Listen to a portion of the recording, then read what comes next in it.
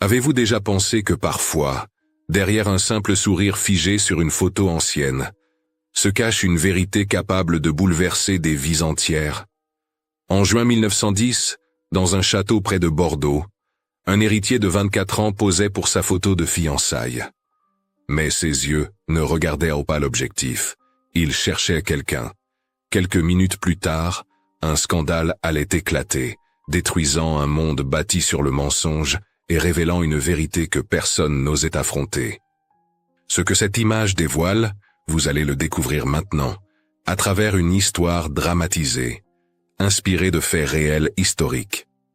Avant de commencer, abonnez-vous à cette chaîne, laissez un like et dites-moi dans les commentaires de quelle ville vous regardez. Cela nous aide énormément à partager ces récits et à continuer à donner vie à des histoires qui portent des leçons réelles sur le courage, la peur et la vérité. Il existe une photographie qui ne devrait pas exister. Prise le 14 juin 1910, sur le terrasseau du château de Montreuil, près de Bordeaux, elle capture le moment exact où un homme a choisi de tout perdre pour une promesse qu'il savait impossible à tenir. Si vous regardez attentivement les yeux d'Armand de Villiers sur cette photo, vous verrez qu'il ne fixe pas l'objectif. Il cherche quelqu'un qui changerait sa vie en 3 minutes. Et si vous restez jusqu'à la fin de cette histoire, vous découvrirez pourquoi cette photo, conservée aujourd'hui au musée d'Aquitaine, est devenue la preuve qu'un seul instant de courage peut racheter une vie entière de lâcheté. Cette photo montre un jeune héritier de 24 ans, Armand de Villiers, posant avec sa fiancée Claire Deschamps. Mais ce que personne ne remarque au premier regard, c'est ce détail troublant. Tandis que Claire sourit doucement à l'objectif, Armand regarde vers la droite, au-delà de l'arche de pierre. Son regard trahit une anxiété que même le photographe, Monsieur Émile Lacroix, a noté dans son journal personnel retrouvé dans les archives du studio Lacroix en 1987. Lacroix écrit « Le jeune monsieur de Villiers semblait attendre un signal. Ses mains tremblaient légèrement, ce qui m'a obligé à refaire plusieurs prises. Mais reprenons depuis le début. Armand de Villiers n'était pas l'homme parfait que cette photo semble montrer. Depuis la mort de son père 8 ans plus tôt, quand il avait seulement 16 ans, il buvait. Pas assez pour que les invités le remarquent, mais suffisamment pour que ses mains tremblent chaque matin. La cicatrice sur son menton, visible sur la photo si vous regardez bien, venait d'une chute de cheval 3 ans auparavant. Ce jour-là, un ouvrier agricole s'était aussi blessé dans le même accident. Armand avait choisi de soigner d'abord son cheval. L'ouvrier était mort 2 jours plus tard du tétanos. Cette lâcheté le hantait chaque nuit. Claire Deschamps, 20 ans, fille de négociant en vin de Bordeaux, portait ce jour-là une robe de soie ivoire qui cachait ses mains. Sous ses gants de dentelle, ses ongles étaient rongés jusqu'au sang. Elle avait perdu 2 frères de la tuberculose quand elle était enfant, et depuis, elle lavait ses mains 30 fois par jour. Le docteur Auguste Perrin, qui soignait les familles bourgeoises de la région, note dans son journal médical qu'elle consommait régulièrement du laudanum pour dormir. 2 francs la dose à la pharmacie Dubois de Bordeaux. Elle savait pour l'enfant d'Armand, avec la servante.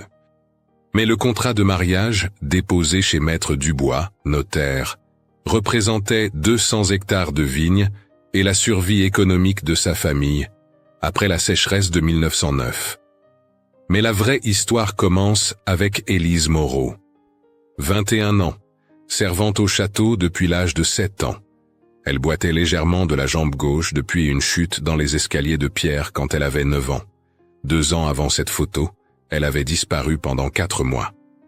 Les registres paroissiaux de Saint-Émilion montrent qu'elle est revenue avec un enfant, Lucien, né le 3 mars 1908, officiellement de père inconnu. Mais les yeux gris de l'enfant, cette couleur si particulière dans la famille Villiers depuis des générations, racontaient une autre histoire. Élise ne savait ni lire ni écrire. Quand Armand lui envoyait des messages, elle devait demander à son frère Henri de les lui lire. Henri, 18 ans, était différent.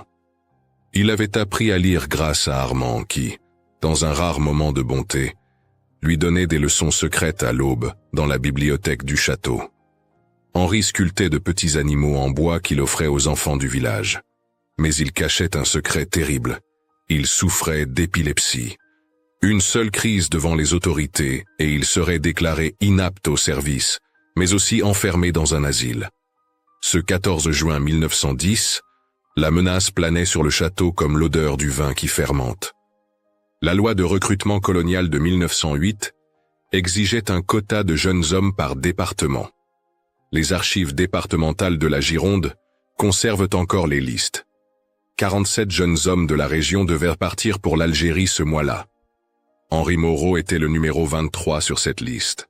L'intendant du château, M. Roux, un homme au sourire froid qui gérait les comptes depuis 15 ans, connaissait tous les secrets.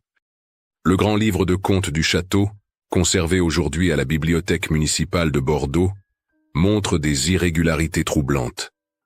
Chaque mois, 20 francs disparaissaient, exactement le salaire d'une servante. Roux savait où allait cet argent. Au docteur Perrin pour soigner l'asthme du petit Lucien. Il utilisait cette information comme une arme. « Monsieur le comte, disait-il à Armand avec son sourire de serpent, les gens parlent. Un mot de ma part et votre oncle apprendra tout sur le bâtard. » L'oncle d'Armand, Gaston de Villiers, menaçait de vendre la moitié des terres pour payer les dettes accumulées après la sécheresse. 3 travailleurs du château étaient morts du choléra ce printemps-là. Les vignes peinaient à se remettre. Un hectolitre de vin se vendait 45 francs, mais les coûts de production en absorbaient 40. La ruine guettait. C'est dans ce contexte qu'Armand avait fait une promesse à Élise.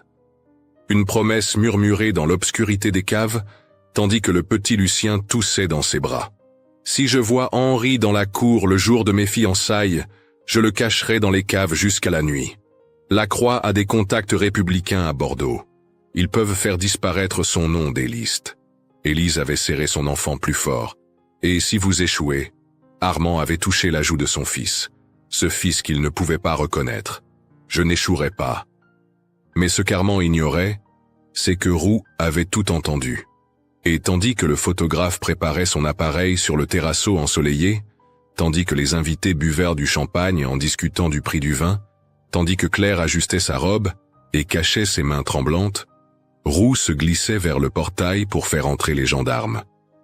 Sur la photo, si vous regardez bien dans le coin droit, on aperçoit une ombre floue. C'est Élise, cachée derrière l'arche avec Lucien dans les bras. Elle attend le signal d'Armand, ce signal qui ne viendra jamais comme prévu, car dans exactement 1 minute, les bottes des gendarmes résonneront sur les pavés de la cour, et tout ce monde soigneusement construit s'effondrera comme un château de cartes. Mais pour comprendre comment nous en sommes arrivés là, il faut remonter 6 mois plus tôt, quand Armand croyait encore qu'on pouvait mentir à tout le monde, sauf à soi-même. Janvier 1910, 6 mois avant la photo. Le château de Montreuil se réveillait sous la neige, événement rare en Bordelais. Dans la cuisine, Élise préparait le feu de l'aube, ses mains marquées de brûlures anciennes tremblant de froid. Le petit Lucien, 2 ans, toussait dans son berceau improvisé près de la cheminée. Chaque respiration sifflait comme le vent dans les vignes mortes. Le docteur Perrin avait été clair dans son diagnostic, consigné dans ses notes médicales. Asthme chronique aggravé par l'humidité du château.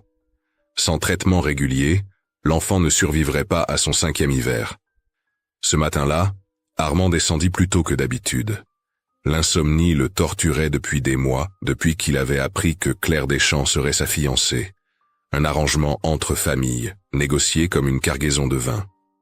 Il s'arrêta dans l'embrasure de la porte, regardant Élise bercer Lucien. La ressemblance devenait dangereuse.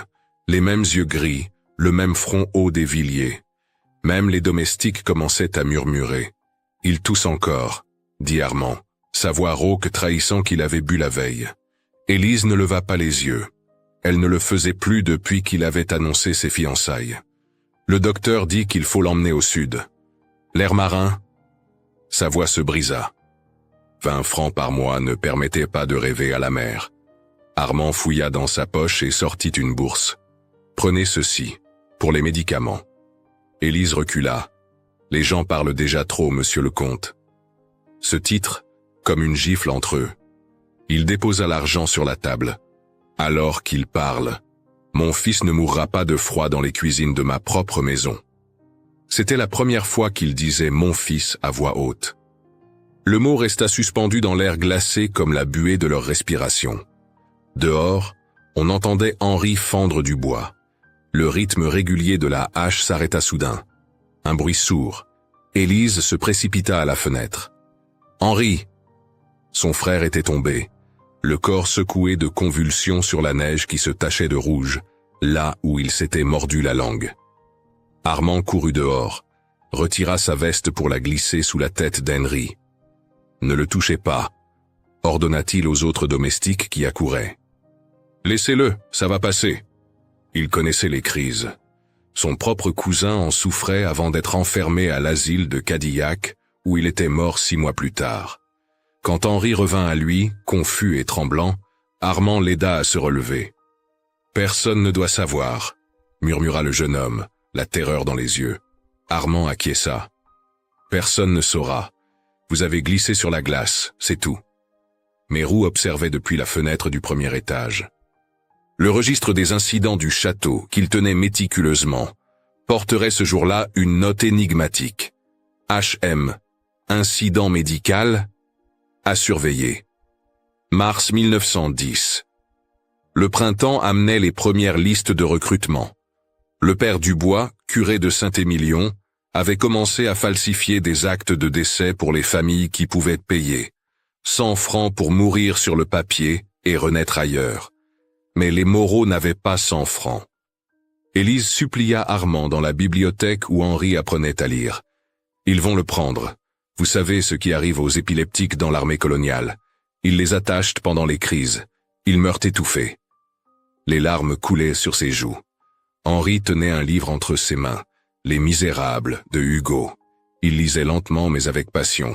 Jean Valjean aussi était condamné, dit-il doucement. Mais il a trouvé sa rédemption. Armand prit une décision ce jour-là. Une décision qui allait tout changer. Il écrivit une lettre à Émile Lacroix, le photographe. Pas seulement un photographe, découvrirait-on des décennies plus tard dans ses archives personnelles, mais un membre actif du réseau républicain qui aidait les déserteurs à fuir vers l'Espagne. La lettre, conservée aujourd'hui au musée d'Aquitaine, est brève.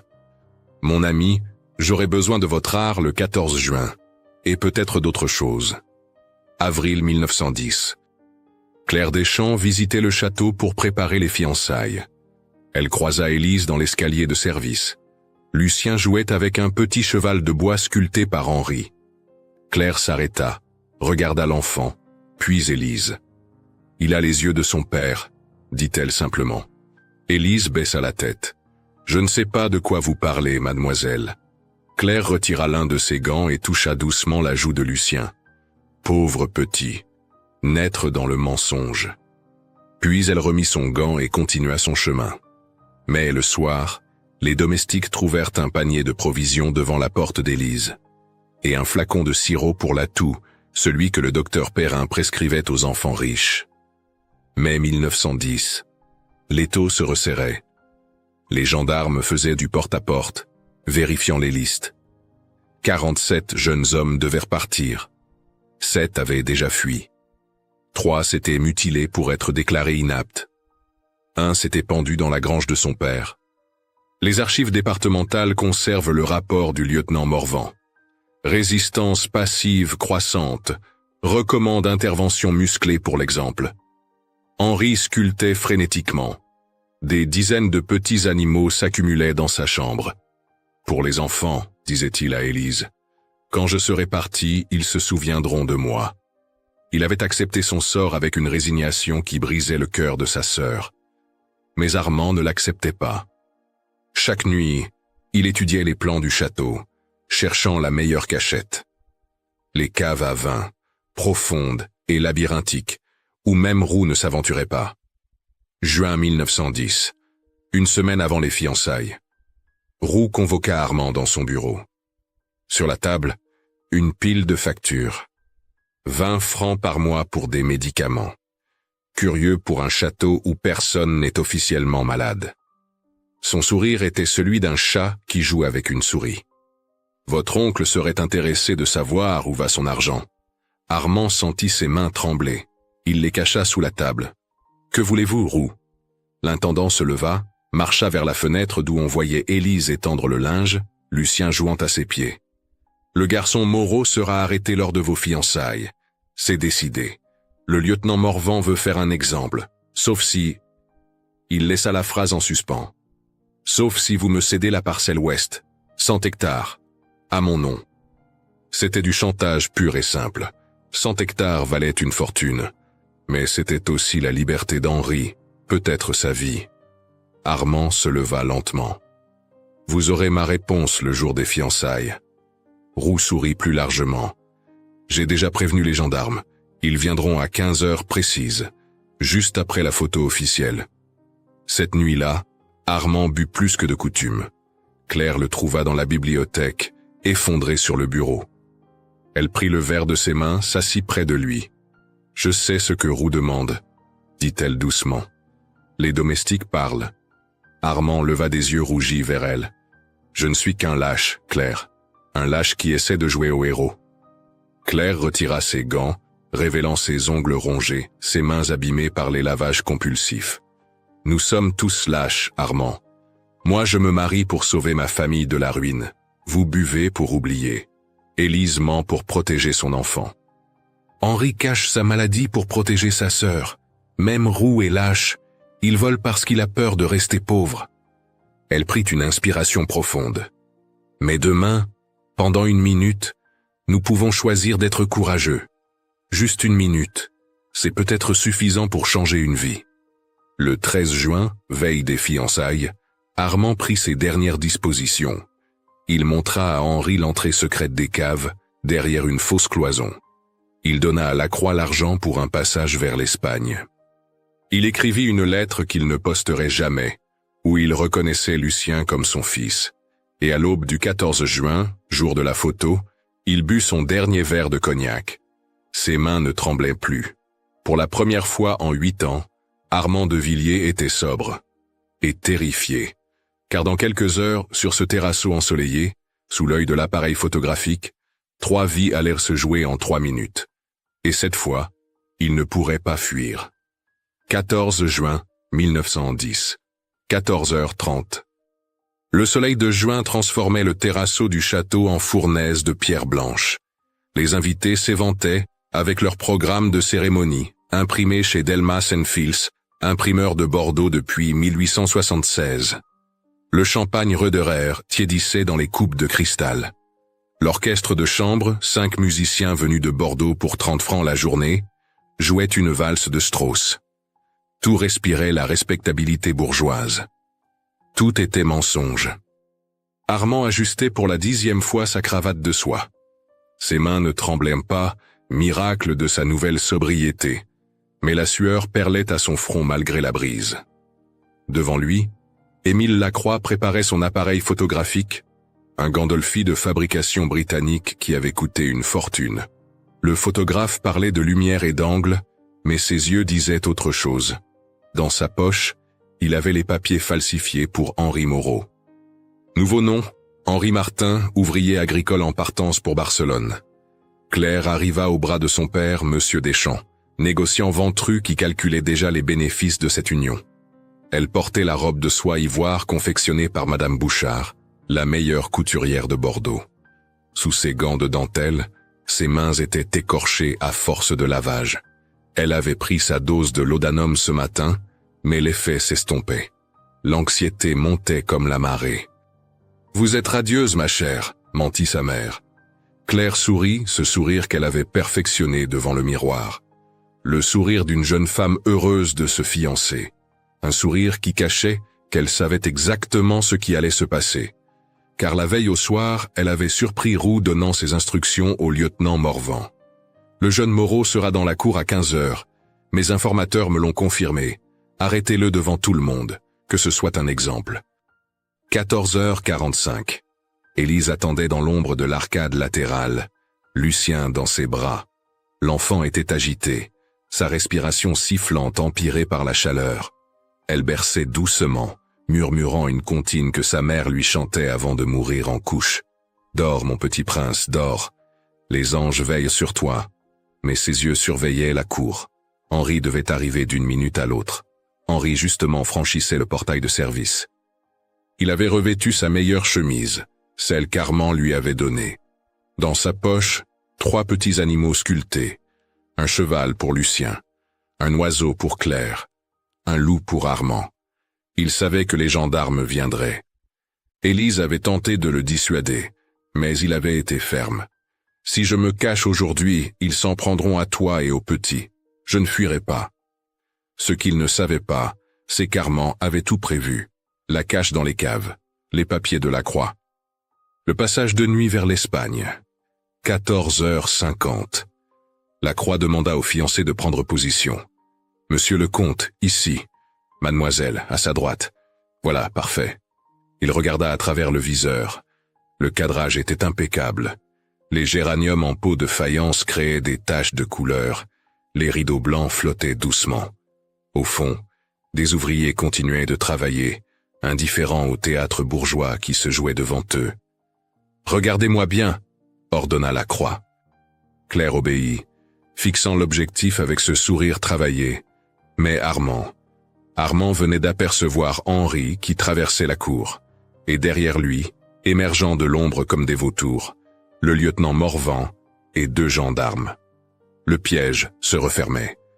14h55. Armand prit sa décision. Au lieu de regarder l'objectif, il tourna légèrement la tête vers la droite, vers l'arcade où Élise attendait. Un signal. « Maintenant », articula-t-il silencieusement. Élise comprit. Elle devait emmener Henri vers les caves. Maintenant. Claire sentit la tension dans le corps d'Armand. Sans bouger la tête, elle murmura. « Tenez bon ». Sa main se crispa sur son bras. Elle aussi avait vu les gendarmes. Elle aussi savait ce qui allait arriver. Mais elle maintenait son sourire, ce masque parfait de fiancée heureuse. La croix appuya sur le déclencheur. Le temps se figea. 1 seconde, 2 secondes, 3 secondes. L'obturateur se referma avec un déclic métallique. La photo était prise. Ce moment, cet instant précis où tout tenait encore ensemble, était maintenant gravé sur la plaque de verre. 15 heures. Les cloches de l'église Saint-Émilion sonnèrent au loin. Comme un signal, Roux émergea de la maison, guidant les gendarmes droit vers Henri. C'est lui, le déserteur. Le mot claqua dans l'air chaud comme un fouet. Henri ne courut pas. Il sortit calmement les 3 sculptures de sa poche et les posa sur la balustrade de pierre. Puis il se tourna vers les gendarmes. « Je ne suis pas un déserteur. Je ne me suis pas encore présenté. » Le lieutenant Morvan ricana. « Dans 2 heures, tu aurais été déclaré tel. Autant t'arrêter maintenant. » Armand lâcha le bras de Claire et s'avança. « Cet homme travaille pour moi, il est sous ma protection. » Sa voix ne tremblait pas. Pour la première fois de sa vie, il faisait face. Roux sourit. « Monsieur le comte oublie notre conversation d'hier. »« 100 hectares, vous vous souvenez ?» Le silence tomba sur la terrasse comme une chape de plomb. Les invités retenaient leur souffle. L'orchestre avait cessé de jouer. Même les ouvriers au fond s'étaient arrêtés, observant la scène. C'est alors que Lucien se mit à tousser. Une toux déchirante d'enfant malade qui résonna dans le silence. Élise tenta de le calmer, mais l'enfant s'échappa de ses bras. Il courut sur ses petites jambes chancelantes à travers la terrasse, droit vers Armand. « Papa, papa !» Le mot explosa comme une bombe. Les invités haletèrent. Le père de Claire devint écarlate. L'oncle d'Armand laissa tomber sa coupe qui se brisa sur les pierres. Lucien s'accrocha aux jambes d'Armand, toussant et pleurant. « Papa, j'ai peur !» Armand avait 3 secondes pour choisir. Nier l'enfant et garder tout, ou le reconnaître et perdre tout. Il regarda Élise, effondrée contre le mur. Henri, digne face aux gendarmes. Claire, dont le masque parfait venait de se fissurer. Et ce petit garçon malade qui levait vers lui des yeux gris, ses yeux. Il se baissa, prit Lucien dans ses bras et dit d'une voix claire, « Oui, mon fils, je suis là. » Le chaos explosa. L'oncle Gaston vociférait sur le déshonneur de la famille. Le père de Claire exigeait l'annulation immédiate des fiançailles. Les invités murmuraient, scandalisés et ravis d'un tel spectacle. Roux triomphait, voyant déjà les terres tomber dans son escarcelle. Mais Claire fit alors quelque chose d'extraordinaire. Elle traversa la terrasse, sa robe de soie bruissant sur les pierres, et marcha droit vers Élise. Elle l'aida à se relever, puis se tourna vers l'assemblée. « Cette femme et son enfant sont sous ma protection. Quiconque leur veut du mal devra d'abord passer par moi. » Son père suffoqua. « Claire, tu es folle, notre réputation. » Elle se tourna vers lui. « Notre réputation, père? Celle bâtie sur le mensonge? Sur des mariages arrangés comme des transactions commerciales? Sur l'exploitation de gens comme Élise qui travaillent pour 20 francs par mois pendant que nous buvons du champagne à 45 francs la bouteille? » Lacroix choisit ce moment pour intervenir. Il s'approcha du lieutenant Morvan. « Mon lieutenant, j'ai des informations qui pourraient vous intéresser concernant Monsieur Roux. Des irrégularités dans les comptes du château. Des détournements. J'ai des preuves. C'était un bluff magistral, mais Roux pâlit. Les années de petits vols, de chantage, de malversation. Si on fouillait vraiment. De plus, continua Lacroix en sortant une enveloppe de sa veste. J'ai ici une lettre du préfet de Gironde, mon beau-frère, voyez-vous. Il serait très mécontent d'apprendre qu'on arrête des jeunes gens sans respecter la procédure légale.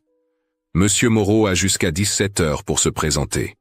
Il est 15h10. Le lieutenant hésita. Il pouvait insister, mais affronter le préfet. Et puis ce photographe semblait en savoir trop. Nous reviendrons à 17 heures, grogna-t-il finalement. Qu'il soit là. Mais Henri avait disparu. Pendant la confusion, tandis que tous les yeux étaient sur Lucien et Armand, il s'était glissé vers les caves, suivant le plan qu'Armand lui avait montré. Dans 2 heures, il serait en route vers Bordeaux. Dans 3, sur la route de l'Espagne. Les sculptures qu'il avait laissées sur la balustrade seraient la seule preuve de son passage. L'oncle Gaston s'approcha d'Armand, le visage tordu de rage. « Tu es fini, mon neveu. Je reprends les terres. Tu n'auras plus rien. » Armand serra Lucien plus fort contre lui. L'enfant avait cessé de tousser, apaisé dans les bras de son père. « J'aurai mon fils, mon oncle. C'est plus que vous n'avez jamais eu. » Claire s'approcha d'eux. Sa décision était prise.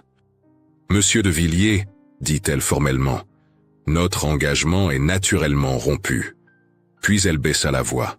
« Mais si vous avez besoin d'aide pour l'enfant, pour les soins médicaux, mon cousin à Arcachon est médecin. L'air marin serait bon pour ses poumons. » Les invités commençaient à partir, emportant avec eux le scandale du siècle. Demain, tout Bordeaux saurait. Le comte de Villiers et la bâtarde. Les fiançailles rompues. La fortune perdue. Mais dans les bras d'Armand, Lucien souriait, regardant les oiseaux voler au-dessus du terrasseau. Élise s'approcha timidement. « Monsieur Armand, qu'allez-vous faire maintenant ?» Il la regarda, cette femme qu'il avait aimée dans l'ombre, cette femme qui avait porté son enfant sans jamais rien demander. « Je ne sais pas, Élise. Mais quoi qu'il arrive, nous le ferons ensemble, si vous le voulez. » Elle hocha la tête, les larmes coulant silencieusement. Et Henri, Lacroix intervint. « Il sera en sécurité. J'y veillerai personnellement. Dans quelques années, quand les choses se seront calmées, il pourra revenir. » Le soleil commençait à décliner, projetant des ombres dorées sur le terrasseau désert. Les géraniums continuaient de fleurir dans leur peau de faïence. Indifférent au drame humain. La photo, dans l'appareil de Lacroix, attendait d'être développée. Cette photo qui montrerait à jamais un homme au moment exact où il choisissait entre le mensonge confortable et la vérité difficile. Un homme dont le regard fuyait l'objectif parce qu'il cherchait déjà son avenir ailleurs. 15h30.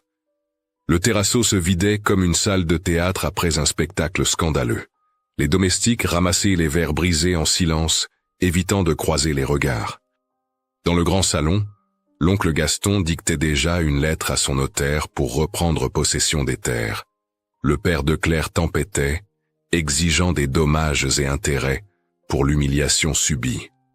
Mais sur le terrasseau, dans la lumière dorée de l'après-midi, un étrange calme était tombé sur le petit groupe qui restait. Armand tenait toujours Lucien dans ses bras. L'enfant s'était endormi, épuisé par la crise de toux et l'émotion. Son petit corps se soulevait régulièrement, chaque respiration sifflante rappelant l'urgence des soins. Claire n'était pas partie avec ses parents.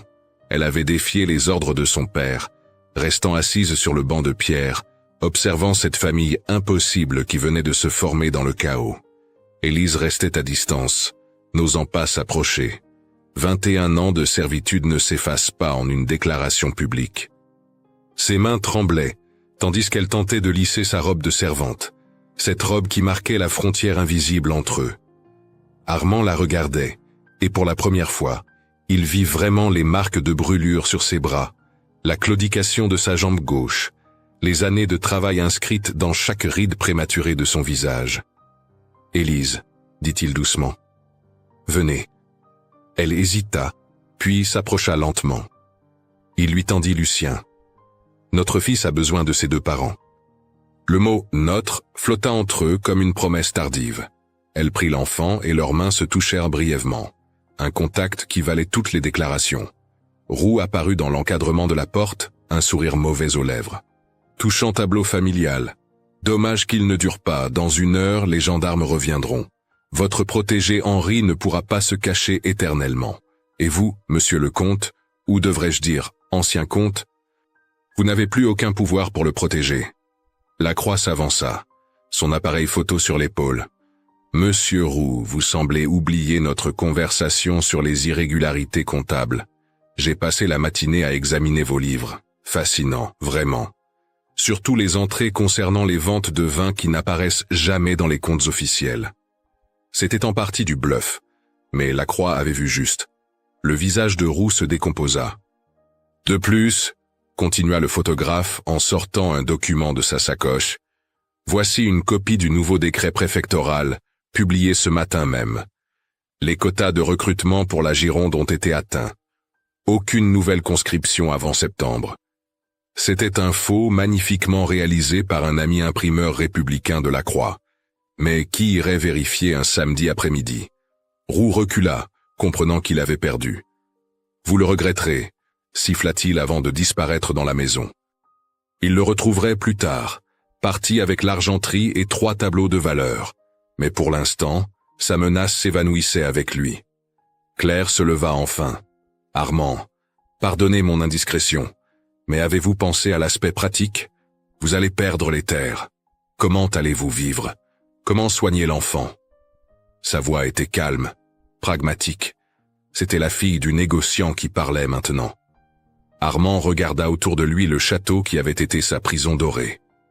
Il me reste la parcelle sud, 20 hectares de bonnes vignes. C'est peu, mais avec du travail. Il s'interrompit, regardant ses mains. Des mains d'aristocrate qui n'avaient jamais vraiment travaillé. Je suppose que je vais apprendre. Je peux aider, dit soudain Élise. Je sais travailler la terre. Mon père était vigneron avant de mourir. Je connais les cycles, les maladies de la vigne, les moments de taille.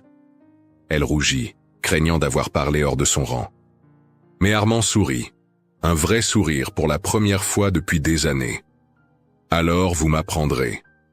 16 heures. Le soleil descendait vers l'horizon, baignant le château d'une lumière ambrée. Dans les caves, Henri attendait, caché derrière les tonneaux. Il entendait les pas au-dessus, les voix étouffées.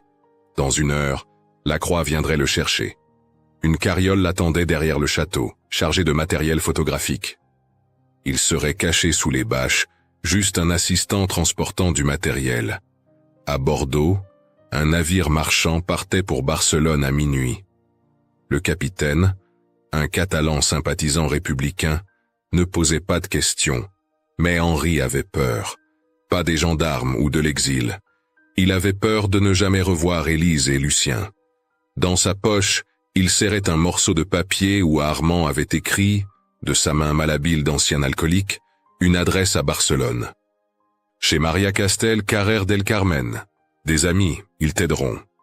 Au-dessus, dans le bureau qui avait été celui de son père, Armand signait les documents préparés par le notaire de son oncle. Il cédait les 3/4 du domaine. Ne gardait que la parcelle sud et la petite maison du régisseur qui allait avec. Une chute vertigineuse. De compte à petit propriétaire en une après-midi. L'oncle Gaston jubilait. Tu aurais pu tout avoir, Armand. Tout. et tu as tout gâché pour une servante et son bâtard. Armand posa la plume, regarda son oncle droit dans les yeux. Savez-vous ce que père m'a dit avant de mourir? Vivrai, mon fils, même si ça fait mal. J'ai mis 8 ans à comprendre ce qu'il voulait dire. Claire avait convaincu ses parents de partir sans elle. Je rentre par mes propres moyens, avait-elle dit à son père furieux. Maintenant, elle était dans la cuisine avec Élise, préparant une tisane pour Lucien avec les herbes du jardin. 2 femmes de mondes différents, unies par un instant de courage partagé. « Pourquoi avez-vous fait ça ?» demanda Élise. « Vous n'aviez rien à gagner à me défendre. » Claire retira ses gants, révélant encore une fois ses mains abîmées. « Ma mère est morte quand j'avais 12 ans, de la tuberculose comme mes frères. Avant de mourir, elle m'a fait promettre une chose, ne laisse jamais la peur décider pour toi. Aujourd'hui, pour la première fois, j'ai tenu ma promesse. » 16h30. Lacroix développait la photo dans sa chambre noire improvisée. L'image apparaissait lentement dans le bain de révélateur. Armand et Claire, figés dans ce moment juste avant la tempête. Le regard d'Armand, fuyant vers la droite. Le sourire contraint de Claire. Et dans le coin, à peine visible, l'ombre d'Élise et Lucien. Il sortit la photo du bain, l'observa à la lumière rouge. C'était une belle image, techniquement parfaite. Mais c'était aussi le portrait d'un mensonge sur le point de se briser. Il pensa à toutes les photos qu'il avait prises. Mariages arrangés, baptêmes de convenance, portraits de famille où personne ne s'aimait vraiment. Celle-ci au moins montrait un homme au moment de choisir la vérité. 17h moins 10. Henri était maintenant dans la carriole, caché sous les bâches. Lacroix avait vérifié 2 fois que la voie était libre. Les gendarmes étaient revenus, mais trouvant Henri absent et devant le faux décret préfectoral, ils étaient repartis bredouille. Le lieutenant Morvan avait promis de revenir, mais ce serait trop tard. Élise avait pu dire au revoir à son frère, 5 minutes dans la pénombre des caves. « Je reviendrai », avait promis Henri. « Quand Lucien sera grand, je lui apprendrai à sculpter. » Élise avait serré son frère une dernière fois, glissant dans sa poche les économies de toute une vie. 43 francs. Pour commencer là-bas, Armand avait ajouté une bourse. 300 francs, c'est tout ce qui me reste en liquide. Mais c'est suffisant pour tenir 6 mois. Lacroix a des contacts à Barcelone. Du travail t'attend. Henri avait voulu refuser, mais Armand l'avait arrêté. Tu es le frère d'Élise. Cela fait de toi ma famille. 17h. Les cloches sonnaient à nouveau. La carriole s'éloignait sur la route poussiéreuse, emportant Henri vers sa nouvelle vie. Sur le terrasseau, le petit groupe regardait le véhicule disparaître au tournant. Lucien s'était réveillé et montrait les oiseaux du doigt. « Oiseau, papa! Oiseau !» Ce mot « papa » prononcé naturellement fit monter les larmes aux yeux d'Armand. 8 ans qu'il buvait pour oublier sa lâcheté. 8 ans qu'il fuyait ses responsabilités. Et voilà qu'un enfant de 2 ans lui offrait la rédemption en un seul mot. Claire se préparait à partir. Son cousin l'attendait à Bordeaux pour la reconduire chez ses parents. Avant de monter dans la voiture, elle se tourna vers Armand et Élise. « Mon offre tient toujours. Pour les soins du petit. Mon cousin d'Arcachon est excellent médecin. » Elle tendit une carte de visite. « Écrivez-moi quand vous serez installés. » Elle monta dans la voiture, puis se pencha par la fenêtre. « Armand, savez-vous ce qu'on dira de nous dans les salons de Bordeaux? La folle qui a défendu une servante et le comte qui a tout perdu pour un bâtard. » Elle sourit. « Je crois que c'est la meilleure chose qu'on ait jamais dite de moi. » La voiture s'éloigna. Claire ne se retourna pas. Elle savait qu'elle ne reverrait probablement jamais Armand. Dans 6 mois, ses parents lui trouveraient un autre parti. Elle se marierait, aurait des enfants, vivrait la vie qu'on avait tracée pour elle. Mais elle garderait toujours le souvenir de cet après-midi de juin où elle avait choisi, pour une fois, d'être courageuse. Le soir tombait sur le château de Montreuil. Les derniers domestiques partaient, emportant leurs maigres affaires. Demain, l'oncle Gaston prendrait possession des lieux. Mais ce soir, dans la petite maison du régisseur qu'ils occuperaient désormais, Armand, Élise et Lucien formaient une famille. Imparfaite, improbable, mais réelle. Septembre 1910, 3 mois après la photo. La petite maison du régisseur avait été transformée. Les murs blanchis à la chaux, les volets repeints en bleu. Dans le jardin, Élise avait planté des herbes médicinales pour Lucien. Le docteur d'Arcachon, le cousin de Claire, était venu 2 fois, gratuitement.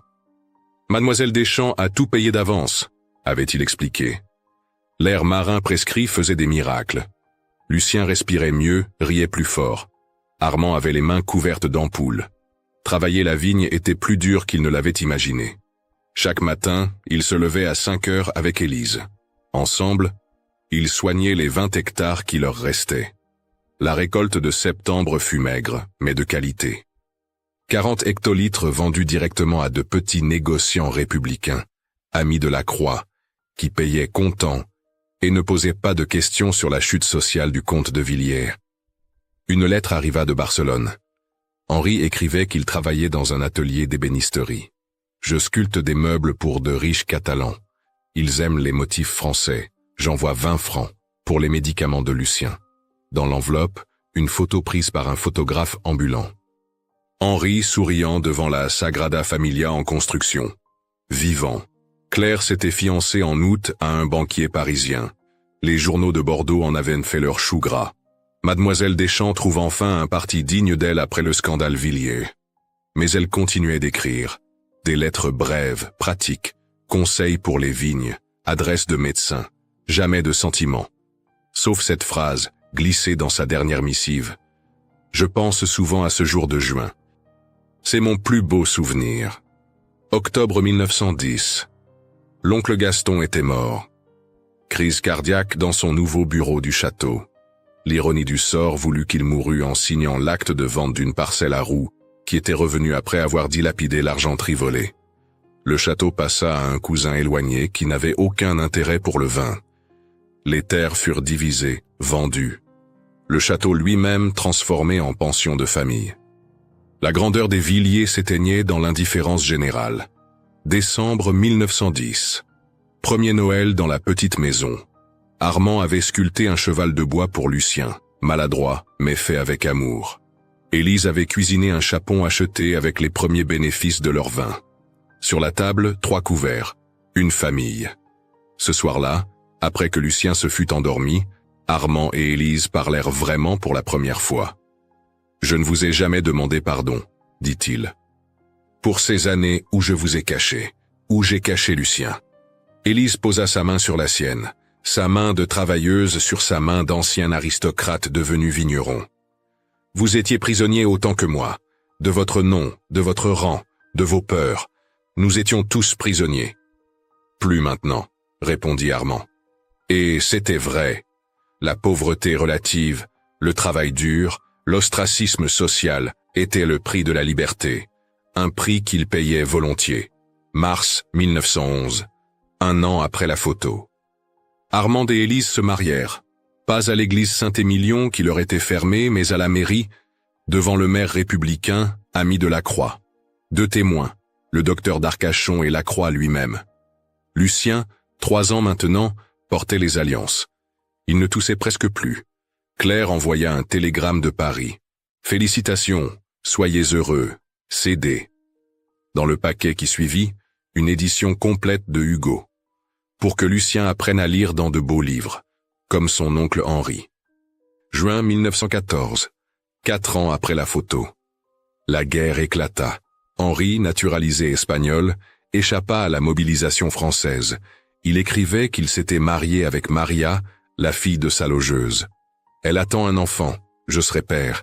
Dites à Lucien qu'il aura un cousin catalan. » Les 20 hectares produisaient maintenant 60 hectolitres par an.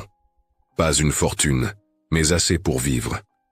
Lucien, 7 ans, allait à l'école communale. Les autres enfants le traitaient de bâtard jusqu'à ce qu'il montre ses poings.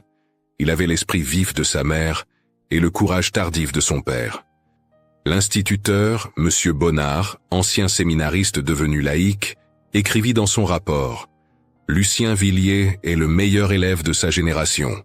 Il ira loin. » Août 1918. La guerre finissait. Tant de morts. Le cousin qui avait hérité du château était tombé à Verdun. Les terres furent vendues aux enchères. Armand racheta la parcelle où se trouvait le terrazzo. Pas par nostalgie, mais parce que c'était une bonne terre. Sur les pierres où la photo avait été prise, il planta de nouvelles vignes. Claire écrivit de Paris. Son mari était mort de la grippe espagnole. Elle était veuve à 28 ans, sans enfant. Je pense revenir à Bordeaux. J'ai assez joué à la parisienne. Peut-être pourrions-nous être amis maintenant que nos destins ne sont plus liés par les convenances. 1. 15 ans après la photo. Lucien, 17 ans, partait pour l'université de Bordeaux. Boursier, grâce à l'insistance de l'instituteur Bonnard et aux lettres de recommandation de Claire, devenu mécène des étudiants méritants. Il voulait devenir médecin. Pour soigner les enfants qui toussent comme je toussais. Henri était revenu pour l'occasion. 15 ans d'exil effacés en une embrassade. Il avait 3 enfants maintenant. Son atelier d'ébénisterie à Barcelone employait 10 ouvriers. « Je suis devenu ce que je n'aurais jamais pu être ici », dit-il en regardant les vignes. Un homme libre. Élise avait maintenant 46 ans. Les travaux des champs avaient tôt marqué son corps, mais son visage rayonnait d'une paix qu'elle n'avait jamais connue servante. Elle savait lire maintenant, écrivait même des lettres. La petite maison était devenue un foyer où les anciens domestiques du château venaient parfois prendre le café, partager les nouvelles. Armand, 49 ans, ne buvait plus depuis 15 ans. Ses mains, autrefois tremblantes, étaient maintenant fermes et brunes de soleil. Les 60 hectares qu'il cultivait avec 2 ouvriers produisaient un vin honnête qui se vendait bien. Pas le grand cru des Villiers d'autrefois, mais un vin de vigneron, fait avec soin et fierté. 1. 30 ans après la photo. La France tombait. Lucien, devenu médecin comme il l'avait rêvé, rejoignit la résistance. Dans ses messages codés, il signait « Le sculpteur », en hommage à son oncle Henri. Il cachait des aviateurs alliés dans les mêmes caves où Henri s'était caché 30 ans plus tôt. L'histoire se répétait, mais cette fois du bon côté du courage. Armand mourut en 1943 à 67 ans. Dans ses derniers moments, il tenait la main d'Élise et regardait la photo, cette fameuse photo que Lacroix leur avait finalement offerte. « Tu vois » murmura-t-il, « mes yeux cherchaient déjà notre avenir. » Je ne le savais pas encore, mais il te cherchait toi. Il cherchait notre vraie vie. Élise vécut jusqu'en 1952. Elle vit Lucien devenir chef de service à l'hôpital de Bordeaux, se marier, avoir des enfants. Elle vit la petite maison s'agrandir, les vignes prospérer. Sur sa table de nuit, 2 photos, celle de juin 1910 où tout avait basculé, et une de 1951 où toute la famille était réunie. Lucien, sa femme, leurs 3 enfants. Henri, venu de Barcelone avec les siens. Claire, restée célibataire mais devenue la marraine officieuse de tous les enfants. Lacroix, 85 ans, toujours l'œil vif derrière son appareil. 1. Les archives du studio Lacroix furent données au musée d'Aquitaine. Parmi les milliers de plaques de verre, celle du 14 juin 1910 attira l'attention d'une jeune historienne. Elle retrouva les descendants.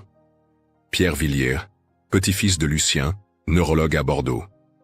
Maria Castel-Moreau, arrière-petite-fille d'Henri, sculpteuse à Barcelone. Ils se rencontrèrent autour de la photo. Pierre raconta ce que sa grand-mère Élise lui avait dit avant de mourir.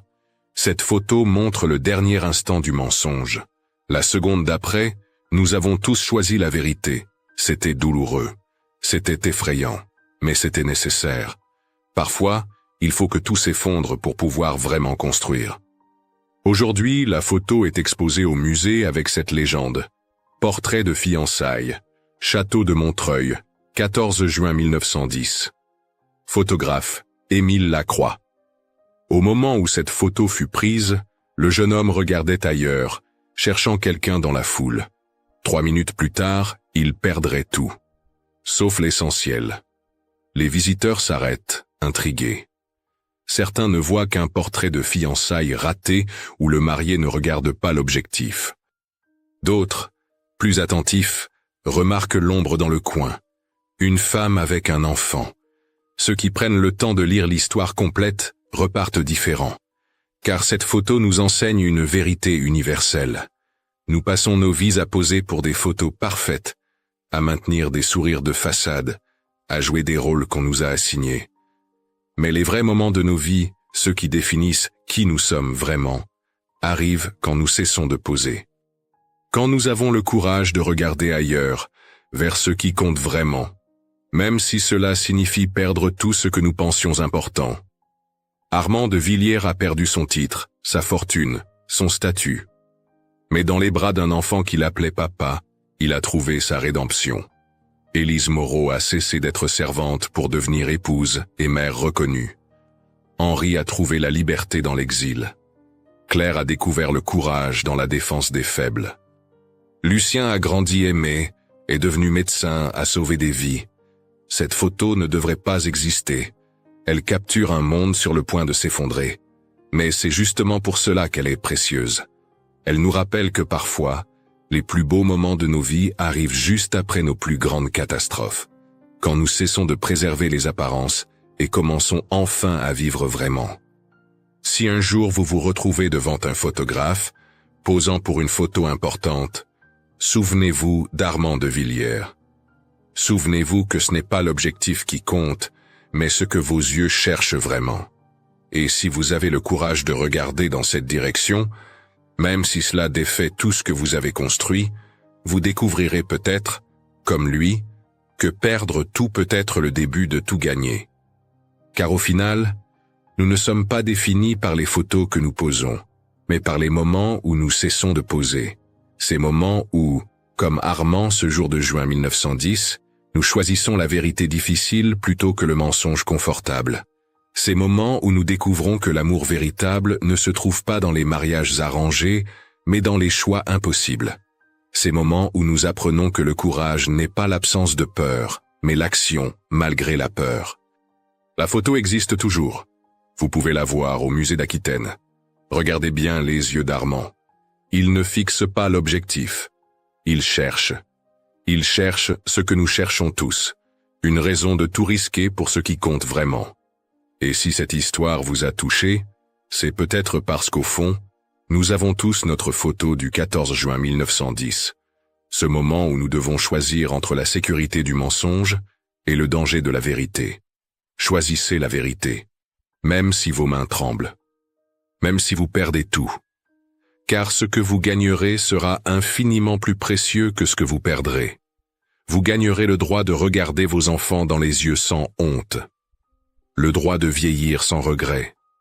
Le droit de mourir en sachant que vous avez vécu, vraiment vécu, au moins une fois dans votre vie.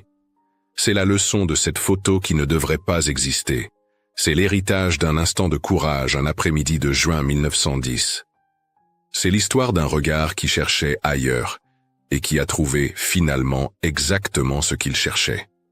Cette histoire, inspirée de faits historiques réels, nous rappelle une vérité intemporelle. Parfois, il faut tout perdre pour enfin gagner ce qui compte vraiment.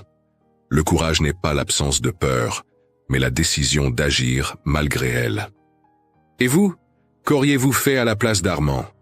Auriez-vous eu la force de tout avouer devant vos proches ? Pensez-vous que l'amour peut survivre aux secrets et aux mensonges ? Qu'est-ce que cette photo de 1910 vous inspire personnellement ? Si vous êtes resté jusqu'ici, écrivez le mot « courage » dans les commentaires pour que je sache que vous avez suivi l'histoire jusqu'au bout. Dites-moi aussi de quelle ville vous nous regardez. N'oubliez pas de vous abonner, de liker la vidéo, d'activer la cloche et de partager cette histoire pour que d'autres puissent découvrir ce message. Enfin, cliquez sur la vidéo qui s'affiche à l'écran pour continuer avec une nouvelle histoire tout aussi bouleversante.